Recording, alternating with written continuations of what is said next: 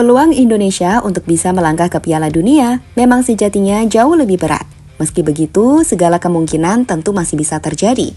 Dan 2 laga di bulan Oktober akan menjadi penentu bagi timnas Indonesia untuk berbicara banyak di ajang internasional.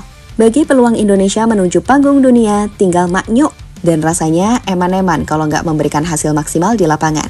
Apalagi saat ini kita punya pemain-pemain berkualitas yang moncar di Eropa. Seperti Kevin Dix, Dean James, Liliano Jonathans, Justin Hebner, Jay Izzas, hingga Emil Audero.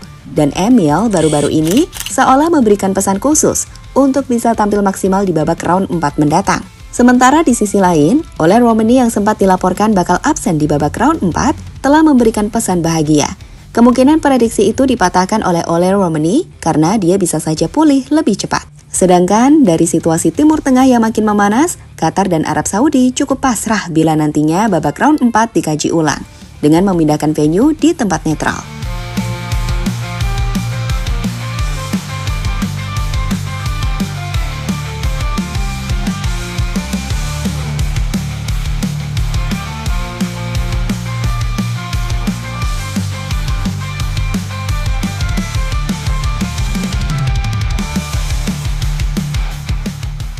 Selama ini kita mungkin tak pernah membayangkan Indonesia mampu melangkah ke ajang Piala Dunia, bahkan mungkin hanya untuk bersaing.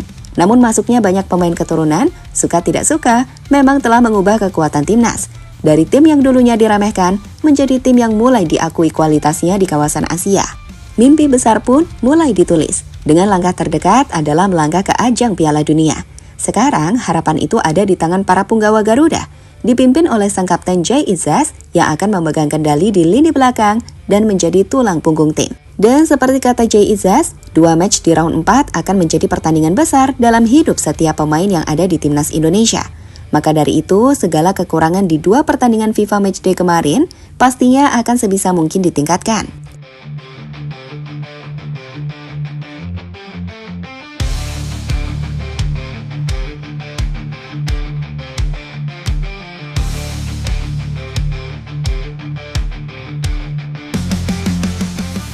Sementara di sisi lain, terkait pelaksanaan round 4, semua tahu jika tuan rumah yang ditunjuk adalah Arab Saudi dan Qatar.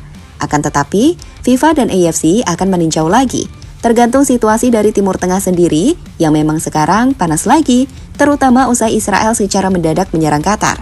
Gak cuma itu, Israel juga berpotensi memicu perang Arab setelah mereka menyerang 5 negara hanya dalam waktu 48 jam. Itu kenapa segalanya benar-benar serius ditinjau, karena ini urusannya soal keselamatan. Yap, apa yang dilakukan Zionis Israel bisa jadi akan mempengaruhi stabilitas regional, termasuk Qatar dan Arab Saudi yang ditunjuk AFC sebagai tuan rumah putaran keempat kualifikasi Piala Dunia 2026 zona Asia. Dan jika sampai mendekati hari H, maka FIFA bisa menekan AFC untuk mempertimbangkan relokasi ke tempat netral demi menjamin keselamatan pemain dan ofisial masing-masing tim. Sebab ketegangan regional tentu dapat menciptakan suasana yang kurang kondusif, terutama bagi tim tamu, termasuk potensi gangguan logistik atau kekhawatiran keamanan bagi pemain dan pendukung. Di satu sisi, Arab Saudi dan Qatar sendiri diketahui akan melancarkan banding apabila status tuan rumah benar-benar dicabut. Sebab dari sisi keuntungan teknis, mereka jelas untung, karena biar bagaimanapun, tuan rumah pasti punya sedikit keistimewaan. Dan seperti yang diungkapkan Bung Harpa, kalau secara jadwal, Arab serta Qatar nantinya akan punya jatah waktu yang lebih panjang, sehingga dari sisi stamina, ya mereka jelas diuntungkan. Tapi kembali lagi, semua tergantung situasi Timur Tengah itu sendiri, karena masih ada opsi kedua, yaitu jadwalnya diundur, walaupun pastinya itu juga bakal ribet nantinya. Sementara itu, di tengah-tengah ketegangan yang terjadi di Timur Tengah, sebuah kabar bahagia dikirimkan oleh Ole Romani, di mana striker Oxford United itu coba semaksimal mungkin untuk bisa pulih lebih cepat dengan terus melakukan penguatan otot dengan berlatih secara mandiri. Bahkan kini, Ole Romani sudah bisa berdiri sendiri tanpa bantuan alat lagi. Dia hanya perlu mengencangkan ototnya untuk bisa tampil di babak round 4 bulan Oktober mendatang.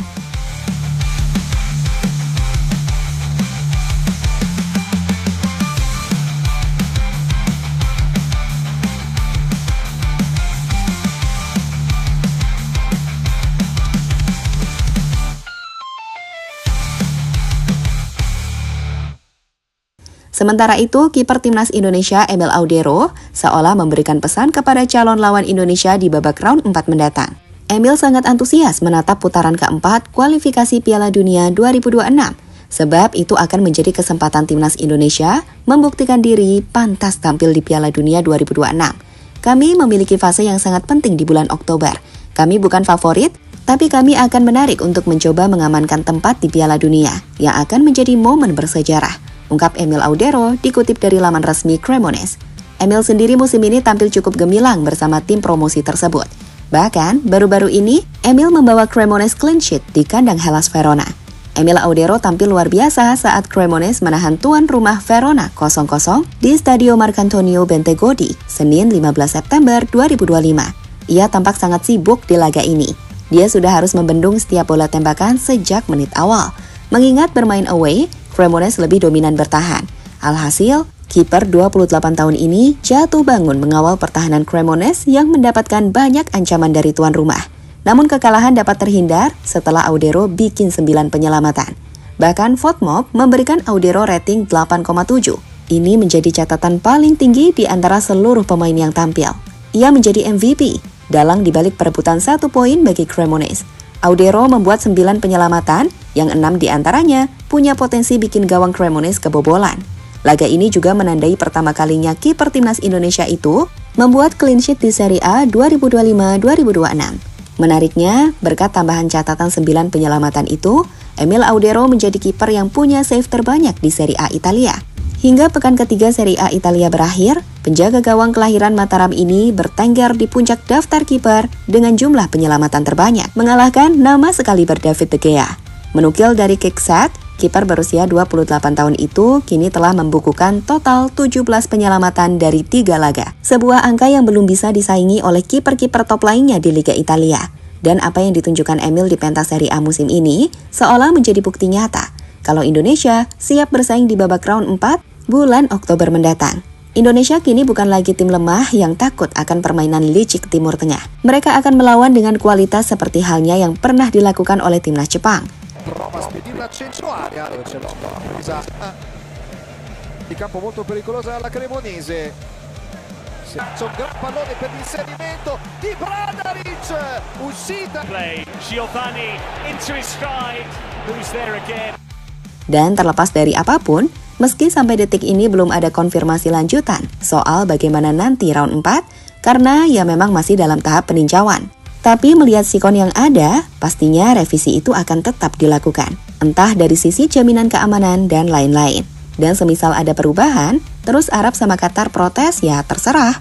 Intinya keamanan pemain di atas segalanya.